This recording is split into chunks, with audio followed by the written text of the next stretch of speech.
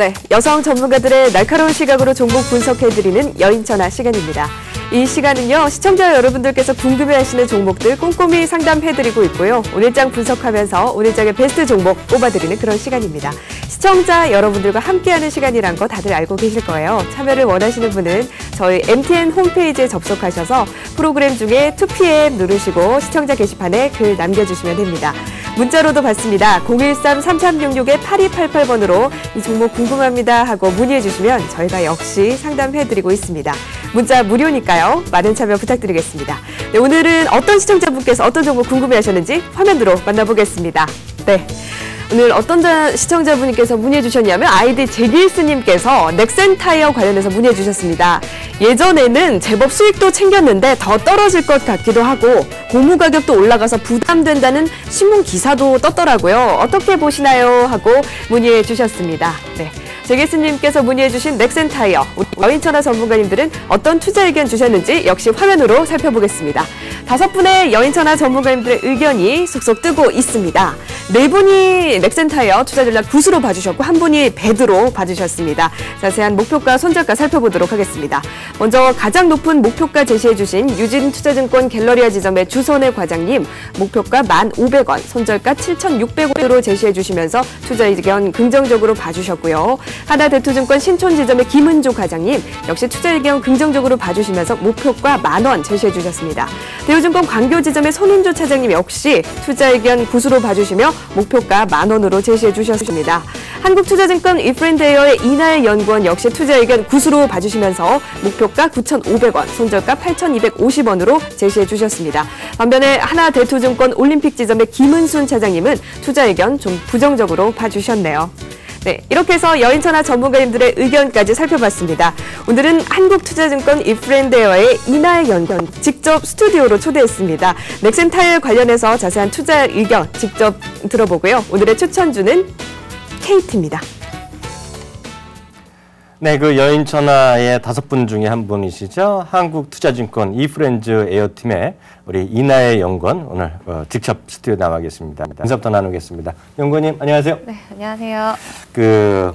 이렇게 어려운 시간에 또 나오셨습니다. 그쪽에서도 매일 장중에 계속 이프렌드에어라는 방송을 하고 계시죠? 네. 오늘 고객분들 거기 오는 분위기 어떠세요?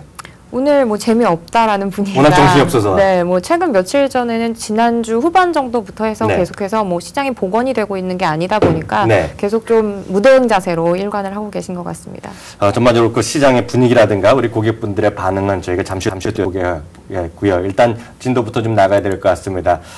우리 가장 딱 질문 올라간 건 넥센타이어거든요. 네. 넥센타이어 4분은 긍정적이셨고요. 역시 이나 연구원님은 지금 오늘 긍정적 의견을 주셨습니다. 목표가 9,500원에 손절가 8,250원 주셨는데요. 네. 넥센타이어 투자 포인트 한번 확인해 볼까요? 네, 일단은 뭐 아시다시피 국내 뭐 유명 타이어 회사라고 보실 수가 있겠고요. 넥센타이어가 한국타이어가 우리나라 1, 2위를 달리고 있는데 네. 넥센타이어 같은 경우에는 기본적으로 장착되어 있는 타이어 이외에 네. 그 후에 나중에 이제 교체되는 타이어 있잖아요. 그렇죠. 네. 그 시장에서의 범위가 조금 높은 편이라고 보실 수가 있겠습니다. 네. 이런 부분이 약간 포인트가 되는 이유는 뭐 처음에 초기 장착되는 타이어 자체는 대량으로 납품을 하게 되기 때문에 단가나 이익률적인 측면이 좀 낮은 편인데요. 그렇죠. 그 후에 교체되는 타이어는 상당히 이익률이 높은 수준이 있다 보니까 네. 이런 측면들에 있어서 구조적으로도 수익이 빠르게 변화하고 있는 모습들이 넥센타이어에서 지금 나타나고 있는 상황입니다. 그래서 지금 긍정적인 코멘트를 드린 상황이고요. 네. 자동차 업황 자체가 뭐 최근에 계속 긍정적으로 이어지고 있지만 주도주에서의 위치를 약간 상실하다 보니까 네. 넥센타이어도 약간의 조정을 받고 있습니다만 앞으로는 지속적으로 상승 흐름을 가능할 거다라고 보고 있는 상황이고요. 네. 뭐 계속해서 구조적인 움직임, 재무구조 개선의 움직임도 나타나고 있고 네. 앞서 질문에 고무 가격을 문의를 해주셨는데 네. 원재료 가격이 올라간다라고 하면 당연히 넥센타이어 입장에서 좀 부정적인 이슈일 그렇겠죠. 수밖에 없겠는데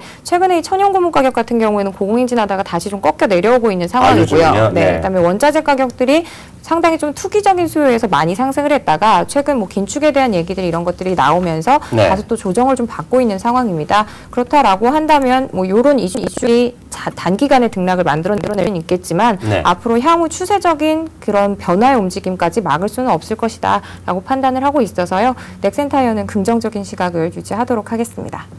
네, 오늘 지금 넥센타이어까지 얘기 나왔고요. 오늘 마침 또 추천하실 주식은 KT를 말씀하셨습니다. 네. 저희 방송 처음에 나왔을 때 첫 번째 주식이 KTNG였는데요. 네. 그 오늘 또 KT시네요. 앞 글자 두 글자 똑같다고 해서 똑같은 주식은 아니죠. 네, 그렇죠. 네. 네. 혹시 의원님께서는 휴대폰 뭐 통신사 KT 사용하신다고 말씀해 주시면 좋고요. 전 뭐 그 트렌드를 쫓아가기 때문에 아이폰 쓰니까 뭐 KT죠. 네, 그렇습니다. 요새 이렇게 트렌드를 쫓아가시는 분들이 또 많으시죠. 그래서 네. KT 관련해서 수요가 계속해서 늘어나고 있는 상황인데요. 휴대폰뿐만이 아니라 이제 최근에 이 태블릿 PC가 네. 계속 또 열풍을 하고 있는데 이런 부분들이 KT의 수익성에 상당히 긍정적인 영향을 준다라고 보셔야 될 것 같습니다. 기존에는 KT 하면 집 전환밖에 떠오르지 않았었기 때문에 이익적인 측면에 있어서도 상당히 위축되는 부분이 있었는데요. 이 유무선 통신 자체가 좀 결합이 되는 양상들이 나타나고 데이터 사용료가 계속 늘어나면서 한 소비자당 내는 비용 자체가 굉장히 늘어나고 있는 거죠. 네네. 그래서 이런 네. 측면들이 KT 입장에서는 수익성 개선에 긍정적이다라고 보실 수 있겠고요. SK텔레콤하고 이제 경쟁을 너무 치열하게 하다 보니까 비용이 좀 많이 들어가는 게 아니냐라는 우려감도 네. 지금 있는 상황이긴 합니다만 정부에서 또 정책적으로 보조금 단말기나 이런 것들을 좀 인하시키는 규제 움직임이 좀 나타나고 있어서 이 경쟁 자체도 다소 둔화될 가능성이 있어 보입니다. 그렇다라고 한다면 이익의 구조는 좀 개선이 되는 움직임이 나타날 거고 비용적인 측면은 늘어난다라고 하더라도 네. 좀 제한적일 가능성이 있어서요. KT 긍정적으로 말씀을 드리면서 오늘 추천 종목으로 말씀을 드리도록 하겠고요. 네. 네, 하반기 역시 배당 관련한 부분이 또 가장 큰 메리트라고 볼 수가 있겠는데요. 그렇겠죠, 네.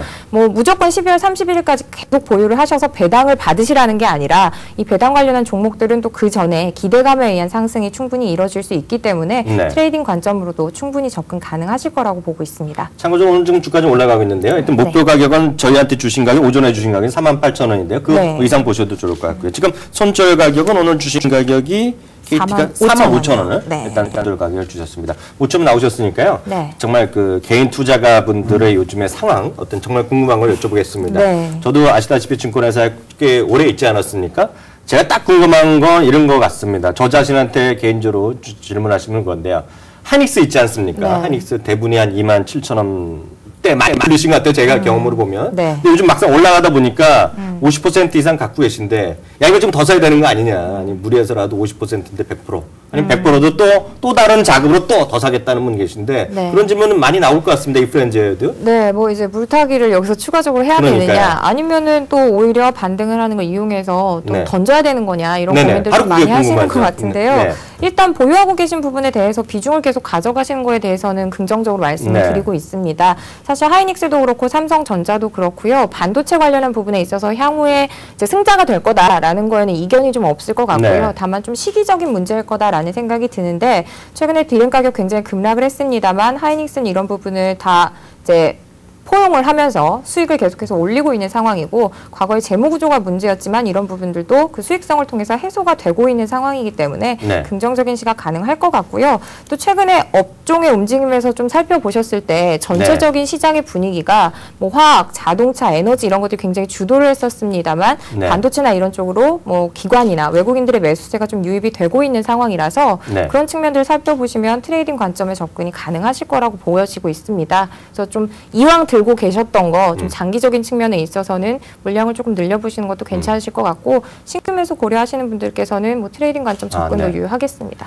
그 워낙 또 똑소리 나게 말씀하시니까요. 네. 그 마침 또 나오셨으니까 시황에 관해서 여쭤보겠습니다. 네. 그동안 이제 트레이딩 관점 여러 개 말씀하셨는데요. 특히 최근 들어서는 시장의 위에서 보면 7, 80포인트가 훅 빠지지 않았습니까? 네. 그러다 보니까 그동안 자주 말씀하셨던 GS라든가요. 두산중공업도 마찬가지고 지난주에 말씀하신 건 별로 재미없었어요. 필라코리아 같은 네, 경우는. 단기 반등이 단기 좀 동안 하다가 하락했어요. 훅 떨어진 게 그래도 팔았던 분은 좋지만 지금 네. 물려있는 분들도 계실 텐데 그런 분들 아마 그 지금 거기 고객분들한테 어떻게 지금 대응하고 계세요? 일단 시장에 대해서 가장 이제 걱정이 많으신 분은 과연 기존의 시장을 나름대로 주도를 했었던 섹터들이 이제 꺾이느냐 하는 부분에 그렇죠. 걱정이 바로 많으신 그거죠. 것 네. 같은데 중국 관련한 시장이 그렇게 쉽게 꺾일 거라고 보지는 않습니다. 그렇죠. 사실 뭐 앞에 지금 중국 관련해서도 전화 연결도 하셨었는데 네.